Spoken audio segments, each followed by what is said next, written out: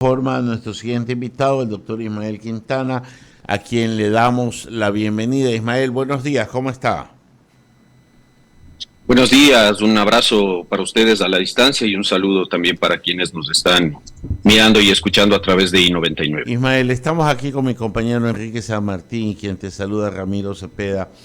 Ya la Corte al fin se pronunció, parece que los plazos que le daba la Constitución a la Asamblea para tramitar estos decretos de carácter económico y urgente se los tomó la Asamblea pensando que tenían esos mismos tiempos en urgencia y sin determinar que la urgencia era en otras situaciones y no en la presente.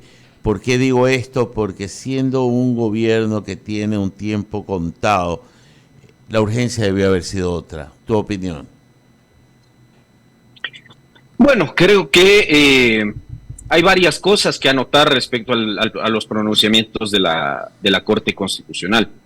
Lo primero es que tanto como el presidente se acaba de estrellar contra una realidad muy dura, que es que gobernar sin asamblea tampoco es pues soplar y hacer botellas, como creo que alguien de su muy mal círculo de asesores le ha hecho creer, que esto de deshacerse de una asamblea que claro que era cuestionable, era cuestión de decir ya, entonces al siguiente día emito decretos y la Corte, que es una Corte de empleados míos, me va a emitir dictámenes favorables y a la velocidad del rayo. No, esa es la primera realidad y la primera lección que ojalá el presidente y su equipo saquen de esto.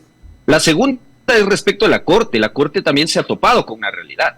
Y la realidad es que usted, en la Ley de Garantías Jurisdiccionales y en el Reglamento de Sustanciación de Procesos de competencia de la Corte, no tenía regulado, no tenía desarrollado el procedimiento de control que la Corte tenía que seguir, sin que tampoco la ley y el reglamento fijen plazos mínimos o plazos máximos o fatales para efectos de que la Corte pueda emitir sus dictámenes. Por ejemplo, como ocurre con las consultas populares. Cuando, por ejemplo, el presidente envía un pedido de consulta popular a la Corte tiene 20 días según la ley para pronunciarse, y si no lo hace dentro de esos 20 días, se entiende dictamen favorable. Ahí estamos frente a un caso de plazo fatal. Si la Corte no se pronuncia dentro de ese plazo, dictamen favorable y se acabó. Eso no ocurre con los decretos ley de urgencia en materia económica tras la aplicación de esto que nosotros llamamos la muerte cruzada, porque, le insisto, no había procedimiento. Entonces, el primer gran reto, si usted quiere, que tenía que sortear la Corte Constitucional era aclarar cuál mismo iba a ser el procedimiento y qué temas iban a entrar dentro del análisis de la Corte Constitucional. Y apenas hasta el día jueves, viernes, que se hacen públicos, viernes me parece que fue, los dos primeros dictámenes respecto a estos dos primeros decretos ley, uno ya más o menos sabe por dónde la Corte va a ir en la discusión. Yo creo que los 30 días fueron suficientes para que la Corte tome una decisión respecto a dos decretos ley que también, no solamente en cantidad de articulado eran extensos, sino también en lo cualitativo, es decir, la información y el contenido era, y la Corte lo reconoce en sus dos dictámenes, muy denso, muy complicado de asimilar, porque claro, en la Corte usted no tiene expertos en materia tributaria, económica, financiera, y eso obligó a que la Corte requiera la información incluso de funcionarios del gobierno por efectos de la justificación de la urgencia económica. Y ahí es donde la Corte zanja una duda, porque aquí se generó, digamos, una especie de discusión. Algunas voces afines al gobierno, algunos funcionarios de gobierno, señalaban que la Corte no tenía la atribución para entrar a analizar o a valorar la calificación de urgencia del decreto ley, porque esa, según esas voces, era una atribución exclusiva al presidente de la República.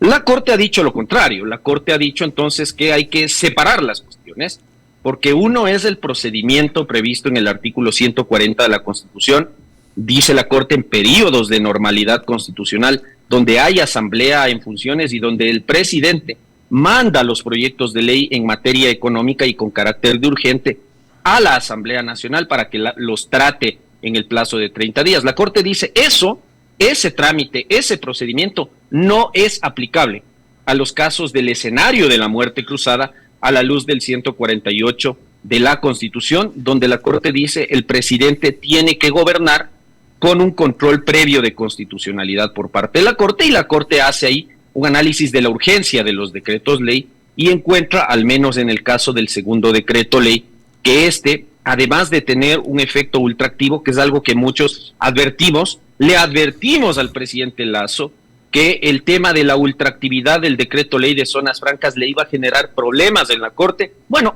no han hecho caso a esos consejos que a veces uno les da, ¿no es cierto? Se le dijo, no le dé efecto ultraactivo, porque la Corte le va a observar y le va a decir que eso es inconstitucional por ser contrario a la seguridad jurídica, dicho y hecho, pero no hacen caso.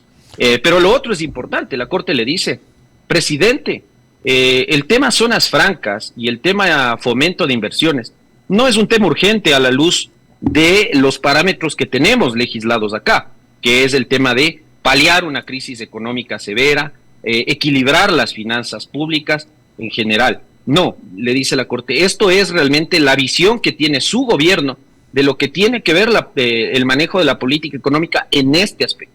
Y eso es algo que se puede discutir, no con carácter de urgente, sino esperando a que se instale. Pero Ismael, ahí quiero hacerle un alto.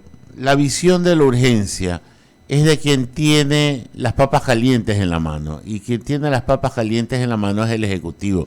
Quien necesita las herramientas es el Ejecutivo, porque es el padre a que todo el mundo le pide el dinero, el padre o la madre, dependiendo quién se haga de cabeza de hogar, le pide el dinero y tiene que buscar la forma de cómo hacerlo. Ahí discreparé con usted. En lo que sí voy a sentir con usted es en que el tema de la falta de oídos de un gobierno frente a todos los llamados a atención que le hace la gente sensata apartidista como usted, como alguna gente que entrevistamos, que advierte, siempre le diré que este presidente tenía que irse a un otorrinolaringólogo para que le revisen bien su capacidad de escucha, porque guerra avisada no mata gente. Entonces, Ismael, con estas dos precisiones que le hago a su comentario, le voy a hacer una pregunta. Estamos viviendo un régimen que es constitucional, pero no es democrático. Es constitucional porque es una salida dada por la Constitución para un caso extremo, pero no es democrático porque los contrapesos que deberían estar están inhibidos por producto de esta misma norma constitucional que lo autoriza a inhibirlo. ¿No le parece que luego, después de que esta vorágine pase, sería conveniente analizar si esta figura constitucional se vuelve necesaria para un país en el que no está acostumbrado a vivir todavía en plenitud de ejercicio de sus capacidades democráticas, que más que hacer bien hace mucho daño?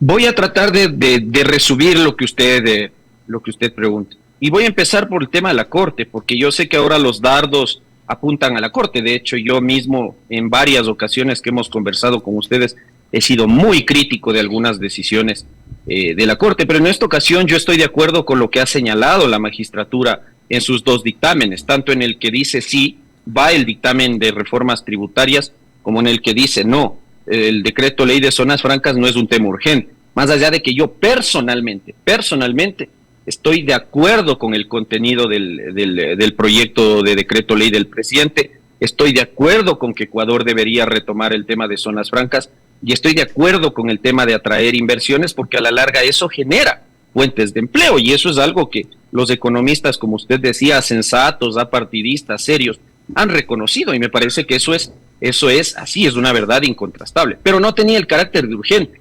Y lamentablemente, uno de los requisitos, una de las condiciones constitucionales que plantea el artículo 148 de la Constitución para que estos decretos ley entren en vigencia es, uno, que refieran a la materia económica o que tengan que ver con la política económica a la luz de lo que dice la Constitución. Dos, que además de tener materia económica, reúnan el carácter de urgencia. Y tres, evidentemente que ya en su contenido no contravengan la Constitución. ¿Quién tiene que controlar estos tres elementos o el cumplimiento de estos tres requisitos? La Corte. Y aquí yo, digamos, sí quiero puntualizar, porque la Corte deja claro en sus dictámenes que en este periodo de excepcionalidad, de extraordinariedad constitucional que estamos viviendo, la Corte no asume, y lo ha dicho, las veces de Asamblea Nacional. No pretende la Corte convertirse en una especie de mini Asamblea Nacional que le haga un contrapeso al jefe del Estado, desde el punto de vista de que la Corte no se pronuncia, y no lo ha hecho, respecto de la conveniencia política, social o económica de implementar estos proyectos de decretos ley, sino sencillamente de hacer un control jurisdiccional. Por eso la Corte le recuerda al presidente: usted no está gobernando solo, usted gobierna con un control preventivo de constitucionalidad por parte de la Corte, insisto, exclusivamente en los decretos de ley urgentes en materia económica. En lo demás, el jefe del Estado conserva intactas sus potestades constitucionales previstas en el artículo 147 de la Constitución, por supuesto.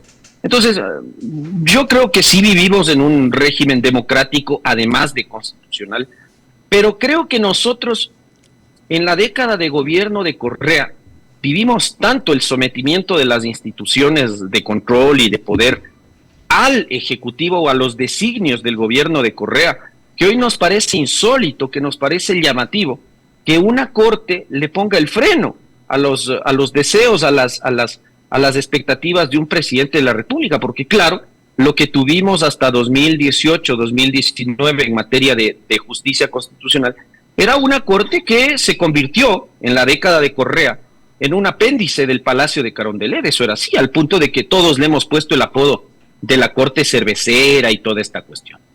Esta Corte, que no es perfecta, está lejos de serlo, por supuesto, sí creo que ha marcado distancias en eso, y algo que hay que rescatar de esta Corte es que en algo ha sido independiente, y en esto un jalón de orejas también al presidente Lasso. Esto no es un tema de culpas del diseño institucional, ni culpas de la Corte, ni culpa del procedimiento que nace a partir de una decisión que además la toma el presidente.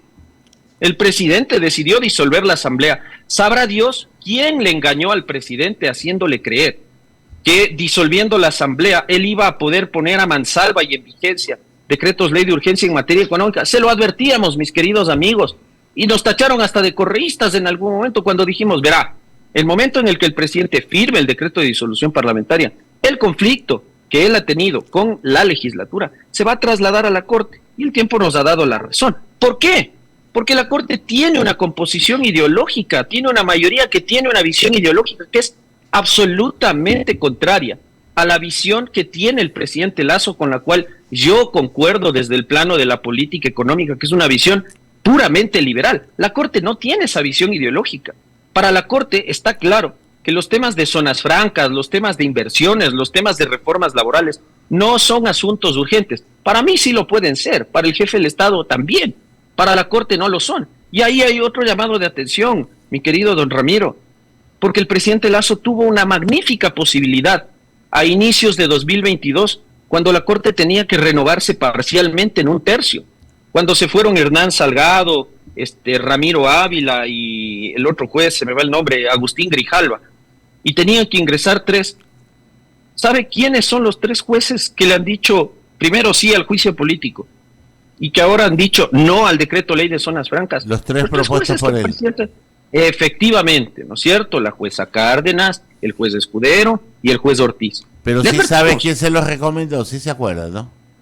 Totalmente de acuerdo. Sabemos quién fue la ministra que le recomendó ponerle. Ya. Pero y que terminaron siendo después malos compañeros, porque el presidente ha tenido una suerte de saberse equivocar con quién se junta. Bueno, eso le está costando ahora el recorte casi a la mitad de años de su periodo de gobierno. No saber escuchar, no saber rodearse de gente que le haga ver los errores, que le haga ver los riesgos de ciertas tomas de decisiones. Y aquí están los resultados, mi querido don Ramiro. Pero si quienes hemos cuestionado estas cosas jamás hemos querido el fracaso de un gobierno, sino todo lo contrario, prenderle las luces y decirle: presidente, no ponga a esa gente a la Corte, le van a fregar, no tienen su misma visión. Dicho y hecho, y ahora está pagando las consecuencias. Entonces, la decisión de la Corte está tomada. Y ahora, sobre la base de eso, yo le insisto, yo veo muy negro, muy difícil que de aquí en adelante, si no es un decreto ley de urgencia económica, por los temas que se avecinan por el fenómeno del Niño, que evidentemente serían temas urgentes, y la Corte estaría prácticamente obligada a darle dictamen favorable. En lo demás yo le veo muy difícil. O sea, por ejemplo, que de aquí usted me diga que un decreto ley va a ser un tema de reformas laborales, eso es imposible dentro de una corte que tiene, insisto, una composición ideológica que no lo podemos negar. El presidente ha tenido un grave problema y es de no saber escoger su entorno y de no saber escuchar las voces, saber un poco discriminar entre cuáles eran las voces políticas que querían el desastre y cuáles eran las voces que querían el bienestar. Y hubimos muchos ciudadanos de bien que estuvimos dándole determinadas sugerencias, porque no podemos llegar a otro punto frente al primer mandatario, sino que sugerir determinadas acciones que en algún momento pudieron ser hasta mal entendidas y adjetivizadas de una manera inadecuada. Por tanto, él está pagando las consecuencias de sus propios errores. Fue la Asamblea en un momento, hoy tiene punto tocado con la Corte Constitucional, y si me imagino que se mira a un espejo, tendrá también punto tocado con él mismo, porque a veces no se toman las decisiones oportunas, y si hay algo ha demostrado el Ejecutivo es ser muy lento frente a las reacciones cuando se da cuenta que ha cometido un error. Le paso a mi compañero Enrique San Martín, Ismael, que continúa con la entrevista. ¿Qué tal, doctor? Qué gusto. Entonces, doctor Quintana, en un inicio se decía que la Corte Constitucional no cumplía un rol de co-legislador, pero con esto que estamos viendo, doctor, pero su análisis obviamente dista mucho de lo que se había en algún momento criticado, de que la Corte era un co-legislador. Usted más bien señala que es desde el punto de vista ideológico de la Corte por la cual razona en esta manera, doctor Quintana. Es que, le insisto, la Corte tiene una mayoría clara, es un 6-3 ahí, donde hay determinados temas que están francamente marcados. La Corte deja clara una cosa: la Corte no es una Asamblea Nacional, la Corte no va a hacer un análisis de conveniencia política, económica, social de estos decretos ley. De hecho, si usted revisa el primer dictamen sobre el decreto tributario y el segundo dictamen sobre zonas francas, no hay ningún señalamiento sobre el tema de la conveniencia, porque ese es un análisis, y la Corte lo deja muy claro, que le corresponderá en su momento a la Asamblea Nacional, que va a instalarse en funciones a partir de agosto de este año, conforme el artículo 148 de la Constitución. Ahí además se marca un precedente importante, porque, ojo, la Corte lo que dice es: en los casos de decretos ley de urgencia económica, fruto de una muerte cruzada, no es aplicable el procedimiento ordinario. Fíjese usted cómo le ponen una camisa de fuerza al presidente de la República, a quien sea que vaya a venir, incluso al propio presidente Lasso, que todavía le tocará gobernar, incluso con la nueva Asamblea Nacional que va a entrar en funciones, porque bastará, dice la Corte, con que entonces la nueva Asamblea Nacional se reúna y con simple mayoría pueda derogar o modificar los decretos ley. Así que el control político y de conveniencia le corresponde a la Asamblea. Ahora, ¿cuál fue el error del gobierno? Más allá del tema de las ideologías de la Corte, me parece que en eso estamos todos de acuerdo, vamos a estar de acuerdo en que el presidente cometió un error enorme al promover esos 3 nombres a la Corte Constitucional tras haber escuchado a su exministra de Gobierno, cuando el que debía ponerle interés al tema de la Corte, justamente porque esta magistratura tiene todo este poder. Me parece que hoy en día el gobierno se está desayunando, ¿ya?, el poder que tiene la Corte Constitucional en Ecuador, que es algo que en algún momento tendremos que revisar, si morigeramos en algo las potestades que tiene la Corte, porque son excesivas desde mi punto de vista, ¿ah? En algún punto, como suelen decir algunos doctrinarios, ya se convierte en el gobierno de los jueces. Hay 9 gentes ahí que se reúnen y que, pues, como usted está viendo, deciden los designios del país, más allá de lo que pueda decir un presidente de la República o lo que pueda decir una legislatura. Pero ese es el sistema que tenemos ahora. Antidemocrático, podemos discutirlo, porque ¿cuáles son las credenciales de estos 9 jueces?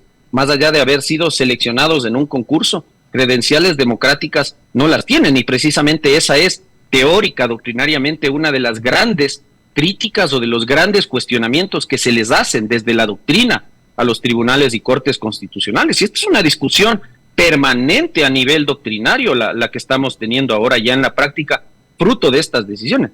Pero le insisto, más allá de eso, creo que el gobierno cometió un error al creer que esta Corte iba a ser una alfombra o un apéndice de la Secretaría General Jurídica de la Presidencia, y que entonces esta Corte iba a elaborar dictámenes a la carta y a favor de las posturas del presidente Lasso. Le advertimos que eso podía no pasar, y ha terminado ocurriendo eso. ¿Por qué? Porque se confiaron. No, es que la Corte no entra a ver la urgencia. Le dijimos, no, la Corte sí tiene competencia de revisar la urgencia. Una cosa es que el presidente Lasso califique él la urgencia económica, y otra cosa es que esa calificación pase el tamiz del control de constitucionalidad, que era algo que tenía que revisar la Corte, y lo dijimos abiertamente. Porque si es que no es urgente y la Corte lo ha ratificado, no creo que hemos estado tan locos entonces de advertirle esto al jefe del Estado. Usted tiene problemas de competencia porque resulta que usted está esquivando, y se lo dice expresamente la Corte, está esquivando el debate parlamentario, el procedimiento de deliberación democrática en un tema que no es urgente, sino que se lo puede discutir ante la Asamblea Nacional siguiendo el trámite del artículo 140 de la Constitución. Por eso yo le insisto, de aquí en adelante me parece que la cancha está marcada, y para el presidente Lasso la cosa es cuesta arriba, o se le pone color de hormiga desde mi punto de vista, porque con estos lineamientos, con estos parámetros que ha fijado la Corte ya en estos dos primeros dictámenes, yo le veo muy complicado que la Corte le dé el visto bueno a otros decretos ley que el presidente quisiera pasar, salvo aquellos que realmente sean urgentes, como por ejemplo se especula uno de relativo al tema del fenómeno del Niño, ¿no? Pero habrá que ver qué decisiones va tomando el presidente sobre la marcha, ¿no? El viernes evidentemente festejaban la corrección de lo que ellos mismos provocaron, pero yo no entiendo. El gobierno celebra la corrección tributaria y el lío tributario en el que el mismo gobierno nos metió en 2021. ¿Pero qué festeja el presidente Lasso? Porque además aquí hay que aclararle una cuestión sobre el tema del primer decreto ley. La gente está creyendo que ya desde hoy empieza a regir la nueva normatividad tributaria, y entonces cuando me toque declarar el IVA o me toque declarar el impuesto a la renta, ya tengo más gastos para deducirme, ya bajan las tarifas del impuesto a la renta. Eso no es así.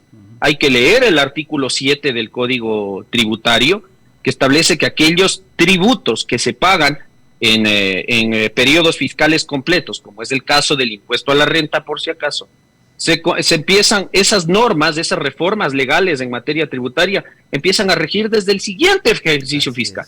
Quiere decir que va a empezar a regir a partir de 2024. ¿Y sabe cuándo vamos a poder presentar en nuestras declaraciones de impuesto a la renta todas estas deducciones y estos beneficios que ahora nos da el decreto ley? En 2025, cuando liquidemos el impuesto a la renta del ejercicio fiscal 2024. Así de bien. Así que, mi querido conciudadano que me esté escuchando, si usted se ha querido comer el cuento de los beneficios o del fortalecimiento de la economía familiar, eso no es así. Y me parece que el gobierno debería aclararlo, decirle a la gente la verdad, ¿ya? Y sobre lo otro, bueno, esa es la decisión del presidente. Las consecuencias que hoy está atravesando el jefe del Estado son fruto de las decisiones que él tomó.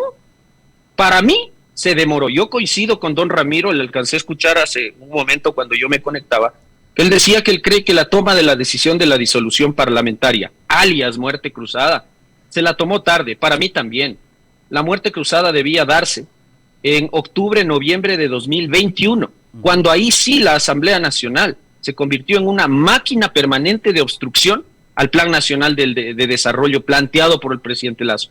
Al día de hoy, la cosa es tarde y los resultados están saltando a la vista. El presidente Lasso está goleado por todas partes. Muy claro, doctor Quintana, muy claro. Le doy paso, mejor dicho, al director Eduardo Mendoza. Buenos días, doctor Quintana, y a toda la audiencia. Buenos días, Ramiro. También a todos, buenos días. Escuchándolo largamente, preguntando al final, una sola pregunta de mi parte. Para lo que viene, dejemos, porque ha sido clarísimo todo lo que usted ha puesto, doctor Ismael Quintana. Para lo que viene, si hay otro gobierno o viene algún gobierno, no digamos de transición, sino alguno más, que quiera aplicar también la muerte cruzada, con lo que ha hecho la Corte, ¿se está sentando jurisprudencia o debe de trabajar un poco más la Asamblea en dejar las cosas más claras? Porque hoy o esta vez, como fue la primera vez que esto se dio, y fue una constitución y un artículo hecho a medida o a la medida de un gobierno que tenía todo y todos los poderes eran de él, es decir, iba a pasar todo sencillamente con un visto bueno, hay cosas que no están claras. ¿Debe esto ser motivo para que más adelante la legislatura trabajen en lo mismo o ya se sienta jurisprudencia con lo que ha hecho la Corte Constitucional, doctor Ismael Quintana? Querido don Eduardo, buenos días, le mando un abrazo.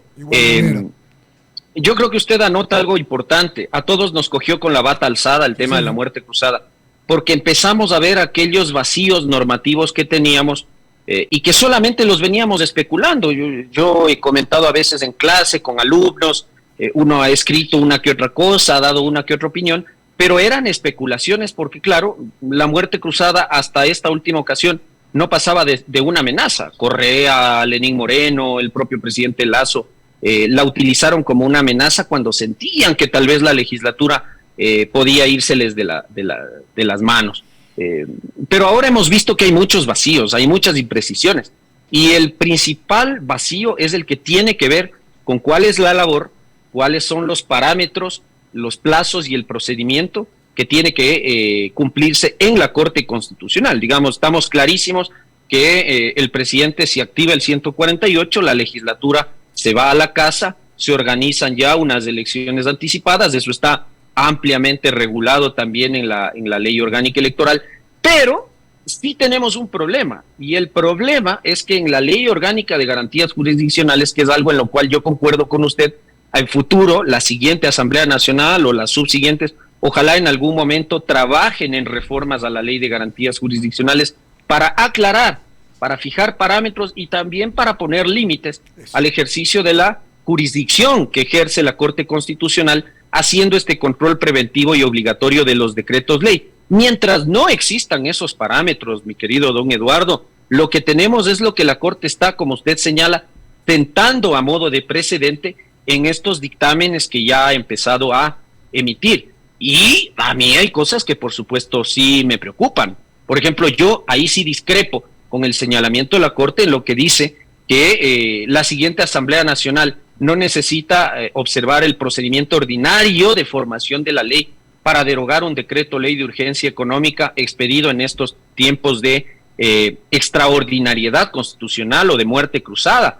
La Corte le ha dado la potestad a la siguiente Asamblea Nacional de que lo haga con simple mayoría. Eso es algo que se tiene que regular. No, es un tema que se tendrá que regular en la ley orgánica de la función legislativa y el tema del control constitucional en la ley orgánica de garantías jurisdiccionales. Así que sí, habrá que trabajar a futuro en reformas, porque esta primera experiencia de muerte cruzada, que ojalá pues ya no la volvamos a vivir, porque lo normal es que Ejecutivo y Legislativo cada uno trabajen en el ámbito de sus competencias con miras a sacar adelante a un país y no estar entrampados en estos dilemas políticos. Pero si acaso llegase el Ecuador a tener que vivir nuevamente un periodo como el que hemos vivido en este tiempo, al menos que tengamos reglas del juego claras para que cada uno, presidente, Corte Constitucional, Asamblea Nacional y otros estamentos de poder del Estado, tengan claro lo que tienen que hacer en un escenario como este.